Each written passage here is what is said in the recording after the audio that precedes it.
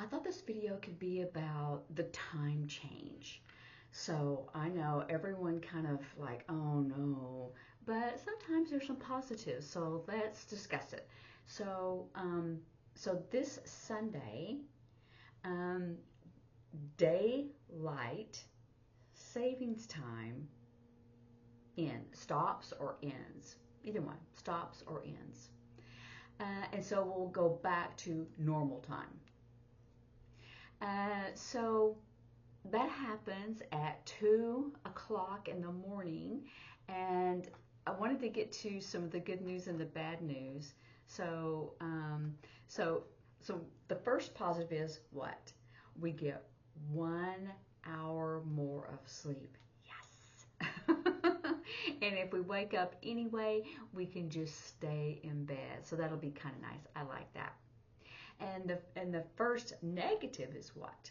So what about 5:30 or whatever? It's going to be dark, and you're going, really? It changes getting dark at 9 o'clock to now suddenly we just change our clock 1 hour, and then it starts to get dark at 5:30. Anyway, so that's a negative, and people are driving home from work, and it's a lot more dangerous, so a little bit harder. So, but so anyway, let's see. They're talking about the things that happen to your body when we change time. So that's what I'm really going to kind of discuss.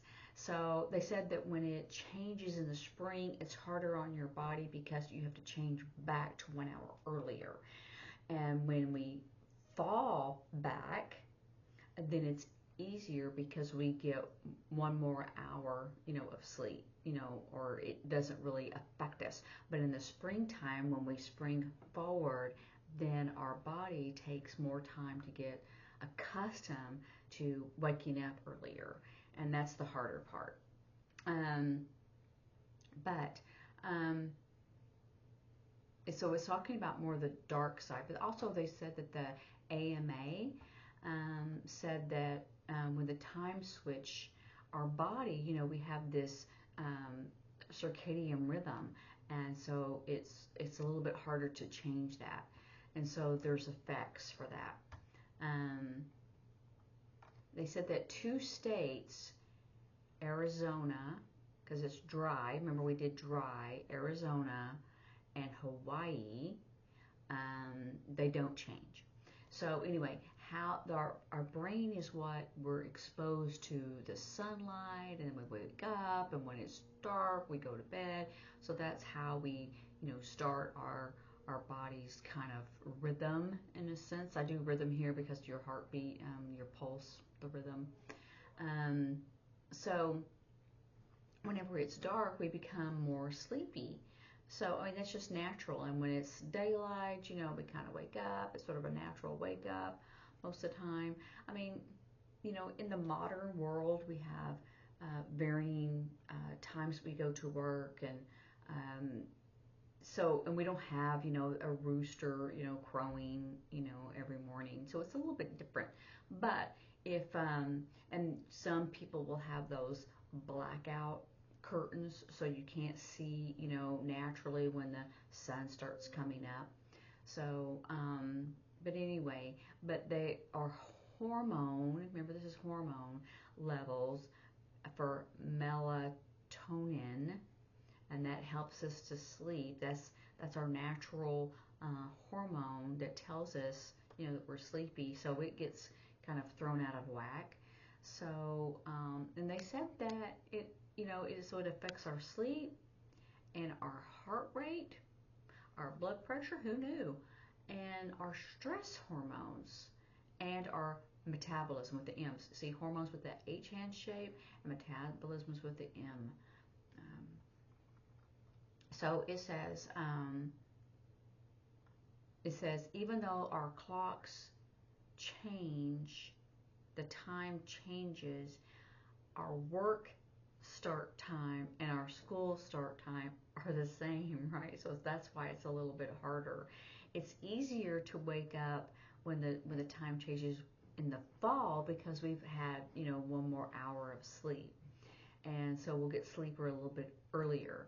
So that's a little bit easier to change. In the spring, it's not. So it's harder. So they said that we should prepare. So you can do prepare or prepare. Either way, this is like if you have step by step by step by step, or you can have prepare. Um, Instead of just suddenly, Sunday night, go to bed at your regular time and then suddenly wake up 1 hour earlier on Monday morning. That's harder. So, they're trying to get rid of that time change. And you hear all the time, oh, next year will be the last year we do this or whatever. And that never happens. So they said that you must prepare for this time change. So that they said, of course, what's the first thing that you do? You go to bed earlier. And so this week, as we prepare, we might want to start going to bed maybe 15 minutes earlier than the night before, and continue to do that until we're a full hour. Even though that's not gonna, or I mean, for us, and that's for the, I'm sorry, for the spring. For the fall, we get 1 more hour. So you could go to bed a little bit later, in like 15 minutes, every day until you get that full hour. And so that way that you'll be ready to eat and wake up and go to bed at the same kind of time period. And I'm using it time period because it's not time, because that'll always stay the same, like at noon, but it's like, well, it's really only 11 o'clock. I'm not really hungry. You know what I'm saying? So if we change and prepare 15 minutes later every day, then that will help us to, and if we just change, and then it won't be so sudden, and then our bodies will be accustomed to that, going to bed a little bit later and eating a little bit later. You know what I'm saying? And so for the spring, we'll be doing the opposite. We'll be going to bed earlier and eating earlier, so we can get our bodies adjusted to it, so it won't be this sudden thing. So, and I get confused too. It's not daylight savings ends. And so we get 1 more hour of sleep, yay, and we can stay up 15 minutes later every day this week. So our bodies will be accustomed to it, and maybe eating 15 minutes later than we're accustomed to. So our bodies can be adjusted fully when the time does change. And so your kids will probably like that, going, oh yes, we can go to bed a little bit later today. So that is my suggestion, and that's what the AMA suggests, that you get your body change slowly. So this week, let's start doing that. Let's start going to bed 15 minutes later every night and eating 15 minutes later than we normally do. So our bodies are accustomed next week when we are required to have that change. So anyway, practice this and chat with your hearing friends and your deaf friends. And if you're talking with your hearing friends, no talking, and just sign. So I hope y'all have a good day. I'll see you later. Bye.